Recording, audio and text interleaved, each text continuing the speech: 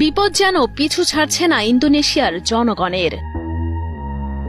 ভয়াবহ আগ্নেয়গিরির অগ্ন্যুৎপাতের পর এবার ব্যাপক হারে বন্যা ও ভূমিধসের দেখা দিয়েছে দক্ষিণ পূর্ব এশিয়ার দ্বীপ রাষ্ট্রটিতে। গত কয়েকদিনের ভারী বৃষ্টিপাতের ফলে দেশটির দক্ষিণ সুলাওয়েসি প্রদেশে সৃষ্ট বন্যা ও ভূমিধসে এখন পর্যন্ত অন্তত 15 জনের মৃত্যু হয়েছে। ইন্দোনেশিয়ার দুর্যোগ প্রশমন সংস্থা এক বিবৃতিতে জানিয়েছে, বন্যায় ভয়াবহ ক্ষতিগ্রস্ত হয়েছে বাড়িঘর ও রাস্তাঘাট।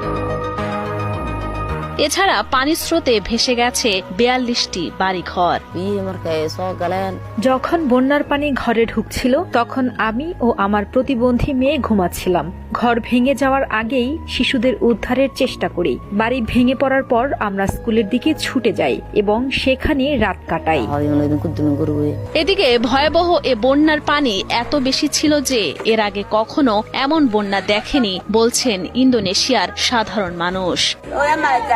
এমন বন্যা আমি কখনো দেখিনি। পানি কখনো এত বেশি ছিল না। এই বছরটা সত্যি অনেক খারাপ যাচ্ছে।